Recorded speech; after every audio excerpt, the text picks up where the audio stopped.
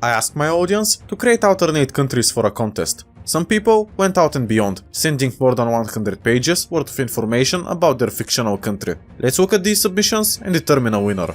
This is part 2 of this series. This timeline begins in 1917. Germany sends the Zimmermann telegram to Mexico, but the British failed to inform the Americans in time. Mexico attacked the United States of America without a declaration of war. The American army pushes the Mexican army back to Mexico. In New York, a new movement has started who wants America out of the Great War and to launch a rebellion. It quickly spreads to other states like Maine, Kentucky and Florida. The citizens of the southern states are thinking about creating a second Confederate States of America. The first movement begins in Dallas, Texas. The Mexicans manage to push the American armies out of Mexico due to help from the American rebels. They soon begin to occupy parts of California, Arizona and New Mexico. Over in Europe, the Germans broke through the French defensive lines and took Paris, with the Entente surrendering. Germany begins to support American royalists in hopes of creating an American kingdom. The Germans put Bonapartists in power in France. New kingdoms are made from Russian territories, with all having German leaders. The United Kingdom is forced to pay war reparations to the Central Powers. After 5 years, Austria-Hungary collapses internally due to ethnic tensions. After that, Germany annexes Austria. Croatia, Serbia and Bosnia are given independence, but they are divided by ethnic lines. In the 1930s, the Ottomans are invaded by the Russians, due to the Ottomans helping Lenin escape after the communists lost the revolution in Russia. In late 1922, the Second American Civil War is over. The United States is divided into 3 parts: the Kingdom of America, which is ruled by the House of Bonaparte, House of Habsburg and the House of Hohenzollern. The next American country is the Second Confederate States of America, which is ruled by the Republicans. The last American country is the original United States of America, or what is left of it. It is run by Douglas MacArthur. Mexico gains some of New Mexico, Arizona and California. A new Cold War begins against the Kingdom of America and Confederacy on one side and the United States of America and Canada on the other.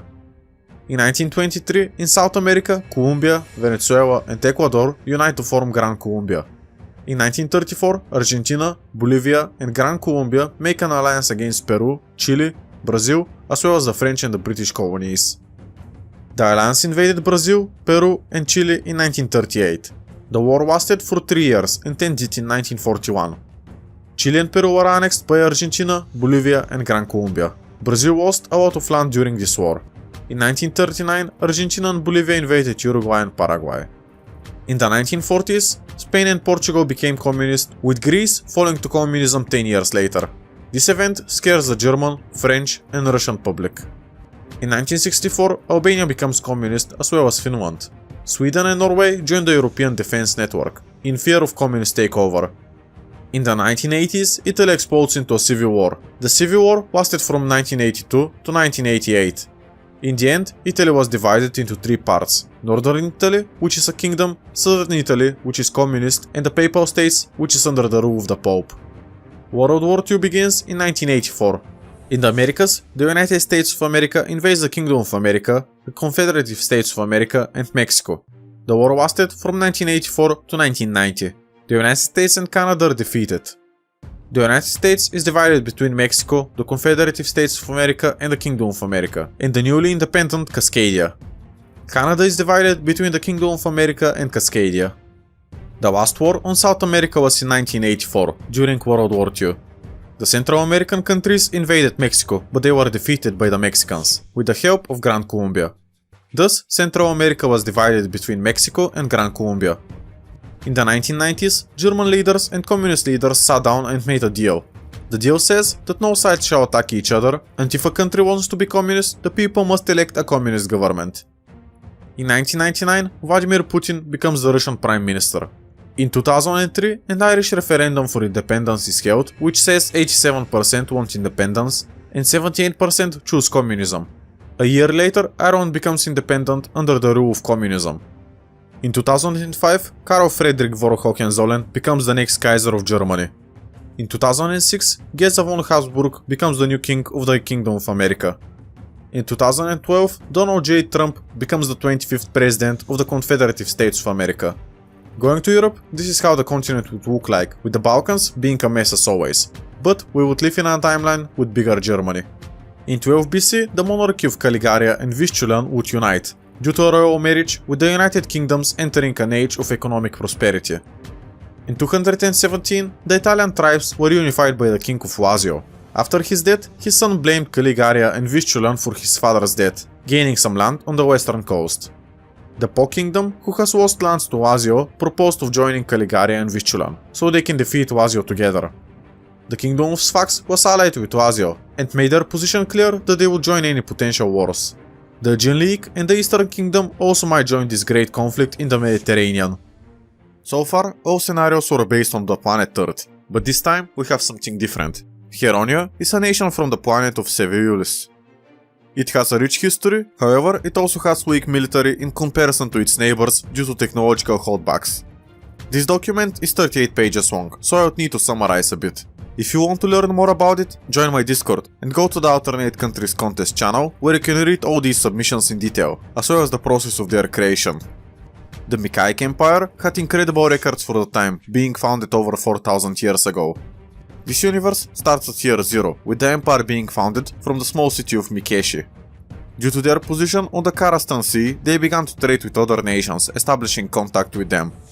The nation would soon start to colonize, but with the invention of wind sailboats, this colonization began to spread up to many territories. In the 1900s, there was a war against Nevruz, which the Mikaik Empire was able to come out on top of, annexing most of Nevruz. As the 1900s turned into the 1000s, the Mikaik Empire would split into East and West. This is due to disputes between the emperor's two sons. From around 1700 to 1200 is the first golden age of the East Mikaik Empire, with them colonizing the north. The East renamed itself to the Varik Empire, which means Warrior Empire, and the West renamed itself to Nevor. I'll stop right here, since I'm not provided with any maps and with no visual variety, it's going to get boring for you. I advise you to take a look at this scenario on my Discord, if it sounds interesting to you. In an alternate history, the French Revolution of 1789 takes a different turn as moderate voices gain influence, leading to a more stable transition to a constitutional monarchy. France avoids the radical phase of the revolution and the monarchy survives with limited power. As a result, the balance between monarchy and representative government is maintained. Napoleon Bonaparte, rather than seizing power in a coup in 1799, becomes a respectful military commander within the constitutional framework. France remains a dominant power in Europe, but its expansion is more diplomatic rather than militaristic. The Napoleonic Wars never escalate to the same extent, and the European political landscape undergoes a more gradual transformation. Thus, this version of the alternate France becomes a model of constitutional governance, influencing political governments across Europe. The French Revolution's ideals of liberty and equation inspire reform movements in other countries, leading to a more peaceful and cooperative continent in the 19th century.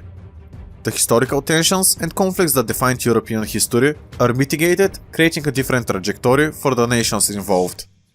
As the 20th century unfolds, this alternate France plays a pivotal role in fostering international cooperation and preventing the rise of extreme ideologies. The world sees a more harmonious balance of power, shaping a different narrative of global events. Not so long after the Russian conquest of the Kazakh Khanate in 1731, in the beginning of the process of its full-on integration into the Russian Empire, the Kazakh rebels in 1807 with other Central Asian states. After a prolonged war with the Russians and a democratic revolution sweeping across Russia, the Kazakhs gain independence with many other ethnicities. In the Crimean War, the Kazakhs invade Russia and occupy some lands near the border, as well as some southern states, making the Kazakhs reach their greatest extent.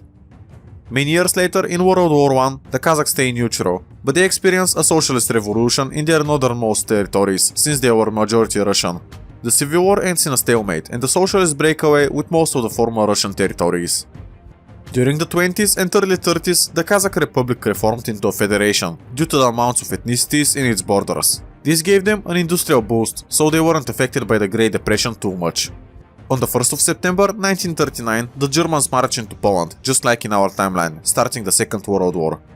During the invasion of the Republic of Russia, starting in 1941, the Kazakhs intervene and help the Russians and their northern socialists break away. The war ended in 1949, with the Russian forces capturing Berlin. The Kazakh Federation made major reforms and reconstruction projects post-war, with ethnicities getting more autonomy. In the modern day, the United Kazakh Federation is a powerhouse in most of West and all of Central Asia. I suggest you take a look at this scenario, where North Korea is victorious in the Korean Wars, taking over all of South Korea, with the South fleeing to the Jeju Island. I hope you like it, see you there.